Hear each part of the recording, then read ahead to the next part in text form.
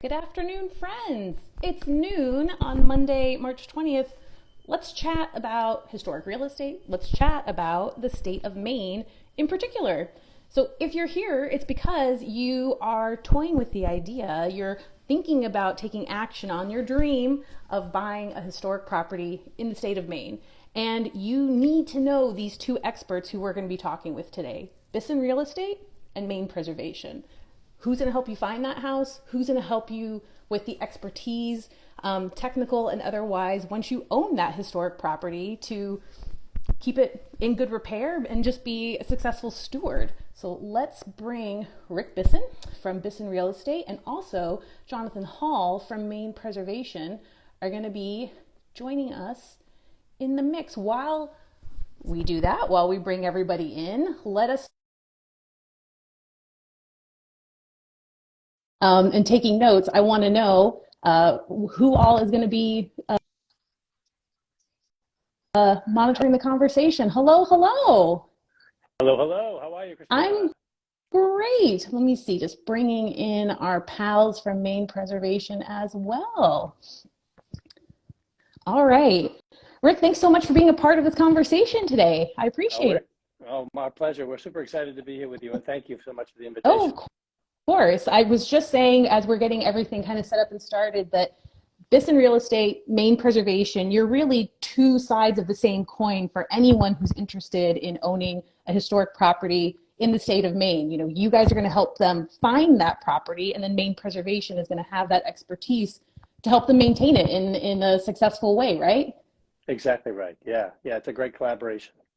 And let us know, my first kind of question is for you on the real estate side of things is what kind of sets Bisson apart in terms of really understanding when it comes to an old house person who is not going to be turned off by the creaky floors and the kind of wonky doorways and things like that. Tell us kind of when you have someone who approaches you, I want an old house, like how does Bisson work with that kind of a home buyer versus someone who maybe isn't so focused on historic? Sure. Um, I grew up in an old house, 1820s brick home that my father renovated from, basically the studs.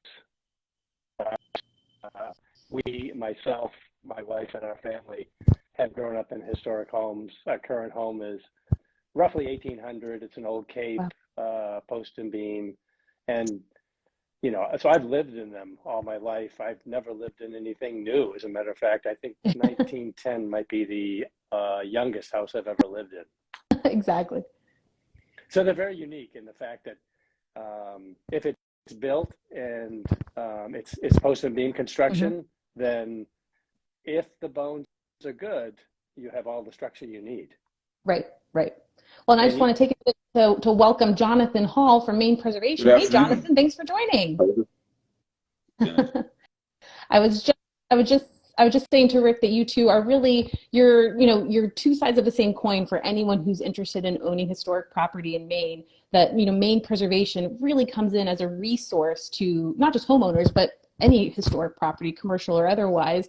Once you own that property, how do you maintain it? What are the skill sets that you're going to need to bring people into the mix? So I'm eager to get into some of that today. What our mission is and what our goals are is to help people transition into an older home that might have some deferred maintenance and that just need to get people on the right path and get them going forward to a successful home ownership. And Rick, do you sometimes have people, when you're maybe walking through a property that they're seeing it and they're starry eyes, but there's that reality check that maybe has them nervous if this is really a house they can take on? Are you in the habit of saying, actually, Maine Preservation is a great resource for you as a homeowner? If this ends up being your house, are you in the habit of giving people some suggestions of how they can go about, tapping into those networks? Oh, yeah.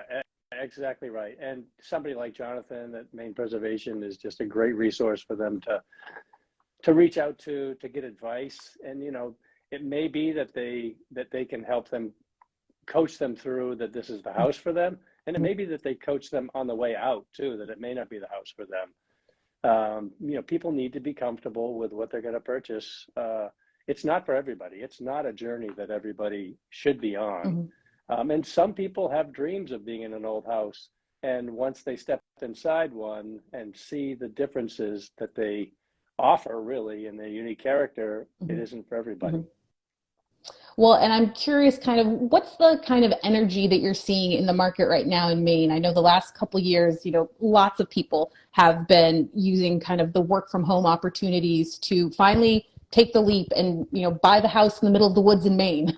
Are you still having a lot of people coming to you from all across the country? Are things kind of localized? What are you seeing on the ground? Oh, it's definitely coming from out of the state, and it's always been that way too. It's been amplified with COVID for sure. However, we people came here on a boat when they first came, so there's been a lot of out-of-state influence, and that will continue, I think, throughout COVID. And like you said, being able to work from home has really ramped that up, though. And actually, just looking at the comments, what is an example of something, and this is for either of you, Rick, when you're walking somebody through, Jonathan, if you're doing a site visit with a homeowner, what are some of the things that you often hear people are intimidated by? It looks like a big to-do, but in actuality, as long as you kind of have the right support system, skill set, can actually be manageable. Like maybe it's a roof, maybe it's a heating system. What are some of the things that you often see people kind of have a pause, but you can help them over that hurdle? Yeah, I'll jump in first if that's okay, Jonathan. It really depends on the person. We will have met with them in advance and have some idea of what they're looking for, because not everybody is looking for a renovation project. They may have a home that's just been renovated. It's just a matter of maintenance and upkeep. So what is the age of the roof? What is the furnace age? How does the foundation look? Those are kind of the basic things that we'll look at. If we have someone who's interested in a renovation, that is a whole nother program to be on, and it's a different journey. Mm-hmm. And the magnifying glass that will look at a property in that circumstance is very different. And Jonathan, what are some of the things that you often find yourself connecting people with the right sources so that they can understand some of these things? I get a lot of calls from people who've gotten some proposals from contractors, especially, and it knocks them for a loop because they can be very expensive, and you have to kind of just talk them down and say, well, you should just take things a step at a time. You don't have to do everything immediately. I mean, unless if the house is completely uninhabitable, it's a difference. We presume in that case people have another place to live, and this is kind of an ongoing project for them. But a lot of times that's it. They'll have a contractor come in and say, oh, their timber framed house needs to be completely dismantled. They have to lift it up and put a new foundation underneath it, and then and some of it's necessary and some of it's not. And we try to be just an objective voice about what's realistic and what's something that they can live with versus something that's a critical structural issue. That's kind of the line we try to walk. And Jonathan, will you tell us a little bit too, kind of what's the current, to the extent that you can, what's the kind of current state? One of the things that we love to tell people, if you're considering a historic house and you're intimidated about what maintenance might be, look into whether or not your state has any, tax credits or other financial incentives to be helpful. And not just residential, commercial as well. So can you just let folks know, in the state of Maine, what are some of this could be a whole nother talk, so I realize could be a very big question for a very short answer, but what are some of the ways that the Maine Preservation supports people on the post-purchase renovation, rehabilitation kind of financial side of things? What kind of guidance do you tend to give people? Very robust tax credit, historic preservation tax credit available that works really well with the federal tax credits that are available. Unfortunately, that is only for commercial properties. So we're working with, there's a bill in front of the state legislature as we speak for a homeowner tax credit that we're optimistic about, because it would really be a game changer to get something at the state level in place to help offset some of the costs that people people incur in, protecting our shared identity in the state. Maine has unique identity, and we try to leverage every tool we can to help preserve that and get people to contribute to it. Well, and when the time comes, you'll have to let us know when you're like, if you need to call for signatures, people on the steps of, Maine State Capitol to support that. Because absolutely, I mean, that would be a huge game changer. For people joining in from in the state, call your representative and let them know you're in support of this. Well, and you bring up commercial and residential. So, Rick, does Bisson do you work across both property types? Or you also, are there people with small businesses or large businesses who are coming to you and saying, I really want to be, based and made in Maine, and like help me find an HQ? Oh yeah, definitely. And there's also, I think, because of COVID, more people looking for something that might be a mix of commercial and residential, so that they can have office space in there and loft living or something like that. Yes, and that's been around for a long time. Before, it might have been more artists or artisans who are looking for studio space that might be a mix of commercial and residential. Great. Well, and I'm curious to know too, I know this is always kind of, it's a little bit of maybe a lightning rod question, because so often you'll see articles like, in the New York Times about like the hot new town is, and you're like, oh no, don't publish it, because then everyone's going to go and then the town's going to be ruined. But where are some places, this is a question for both of you, where are some places in Maine that are maybe a little under the radar, but the historic property, the building stock is just really some terrific opportunity to make some investments, not necessarily, break the bank in doing so. What are some areas beyond Portland that you might encourage people to think about? Well, I know Jonathan and Maine Preservation have been doing a lot of statewide tours lately, so I'm going to let him jump in first. There's so many great areas in Maine. I grew up here, and I'm still discovering great little hidden gems all over the state. I mean, we have a big soft spot for Washington County, which is, things I'm like, I don't want too many people to know about it. It's such a fantastic piece of not only the state, but of the entire East Coast of the United States. There's any other place like it. There's a lot of opportunity there. There's not much population, and there's some fantastic buildings, fantastic architecture that are reflective of the prosperity that was there in the 18th and 19th century. Isn't there anymore. So these beautiful buildings are just decaying back into the earth, and we encourage people to go there.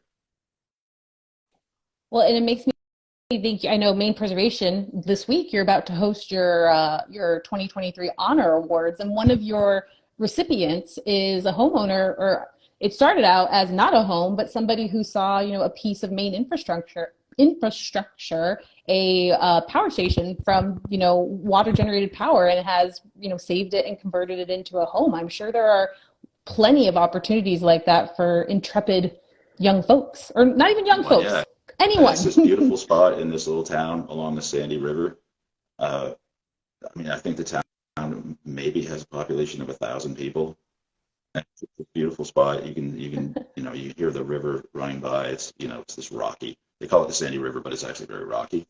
So it makes this beautiful gurgling sound. You can hear it all over the place, and it's an amazing spot and an amazing project. I would love to see more of those kind of things. Yeah. It's not. And Rick, what about you? But just interesting buildings that can be repurposed for other things. Absolutely. Rick, what about you? When you have someone and they're your favorite client, and you're like, I don't usually tell everyone about this, but this is my secret. Like, give us a little hint of what are some of the kind of nooks and crannies, because Bisson is statewide, right? I mean, you're representing anything and everything. Well, Keller Williams is a national company. We represent or work with Keller Williams. Our reach is primarily the Midcoast area. Okay. We could help anybody in Maine, but our primary is the Midcoast area, and that's you know, Falmouth, Portland area up to Camden, Rockport area, and inland from that. And the pockets, you know, like Jonathan mentioned, the prosperity, where that came in the 1900s, that created these beautiful brick buildings. Some are, you know, may have combination of brick and other forms with them. Those are just, they are really, like Jonathan said, they're gems. And they're usually little communities, almost hamlets tucked away along the coast. And depending on the scale in which you want to live would determine which of those little places would work for you. Take Waldoboro, Belfast, Bath. I'm taking notes. I'm taking notes. Bath, Brunswick, you know, all those little spots, Wiscasset, Boothbay, you know, they all had some form of industry. Either it was manufacturing or it was fishing, which continues today. And there were communities built around that and industries built around those, that many of these created beautiful homes, historic homes that are kind of spotted along the coast, and also large buildings that might have been used for manufacturing or processing fish. And a lot of those have been turned into office buildings, and then some of them into residential, and some of those that were turned into office, I think, will be fitted out into residential eventually too. Yeah, like you were saying before, like a mixed use, Mm-hmm. work, live, and co-working, and who knows? I mean, everything is everything is so new from what it's been in the past. Mm-hmm. All right. Yeah. Well, sorry, go ahead, John. Towns that you just mentioned are, you know, these amazing little tiny communities. That, I mean, Maine has so many peninsulas and inlets and islands along the coast that there's just there's the density of little villages and towns is just amazing. It's, you know, you drive 10 minutes and you're in a different cool little village along the coast. Yeah. Mm. Yeah, we had the good fortune to stay as guests of the Maine house hunt on Vinyl Haven last fall. And I read about, you know, the great blizzard of when the island had, you know, no food and no one could reach it for a month. Even that, I'm still in. I am still 100% in to live on an island in Maine. So Rick, when I'm ready, I'm coming to you. You're going to be, keep your eye out for something good, kind of hide it to the side for me. Happy to do that. Well, I'm gonna bring us to a close. This is just meant to let people know a little bit about both Bisson real estate and Maine preservation, so that if someone's ready right now to buy or sell a property in Maine, they know exactly who are the experts who are going to be able to, you know, help them get it done in the right way. So, as a little sign off, why don't we? Jonathan and Rick, let us know maybe what's kind of the main takeaway you want people to know. If they want to get in touch with you, some you know, if Jonathan, if you've got an upcoming, you know, technical program, what's your party thoughts? The next thing we have coming up is, I mean, it's just a very casual gathering. We do the first Monday of every month called Monday Meetup. And so April 3rd is our next one at noontime. I'm doing one for the DIYers. So the people who have bought the old homes, and maybe they don't have the budget to hire out all the work, or they just like doing it and they want to learn about it. So hopefully, you know, my goal with this kind of project is just get people talking to each other. Because if you do buy a historic home and you're just starting out, you know, there's somebody who started 10 or 15 years prior and has learned a lot along the way. So if I can get people sharing knowledge, that's really what my goal is with that one. I will say that the old house community is a very welcoming, friendly space, and people are all too happy to tell you what worked and didn't work for them. So I love that, being able to, you know, and also to help people not feel so, you know, alone. They're, you know, working on whatever project their house needs, and it can feel so overwhelming and intimidating. So letting them know that other people have done it, you can do it too. Get people connected. That's wonderful. All right, we'll make sure to help publicize that on stories as well. Thank you so much, Jonathan. And Rick, do you have anything exciting kind of coming on market soon that people should, I mean, we want people to follow both of you. Follow Bisson Real Estate, follow Maine Preservation. Do you have anything coming on market soon, or anything that's on the market already that you're really excited about and you want to encourage people to reach out? We do have a very unique old home for sale right now in Bath at 910 Washington Street. So you could certainly search that and find that property. It's a very unique property. It looks across the street from the patent-free library park, which is an open space park. You can see the Kennebec River, glimpses of views of that. And it's very easy to walk to downtown Bath, an old shipbuilding town, and talk about beautiful buildings and places to be. That's certainly it. But really, you know, follow us on Instagram at Bisson Real Estate and BissonRealEstate.com. And we'd love to help connect people, answer questions. You know, you may not be ready to buy right now, but we'd love to be a resource for thinking about the process and helping it not be intimidating. Yeah. Perfect.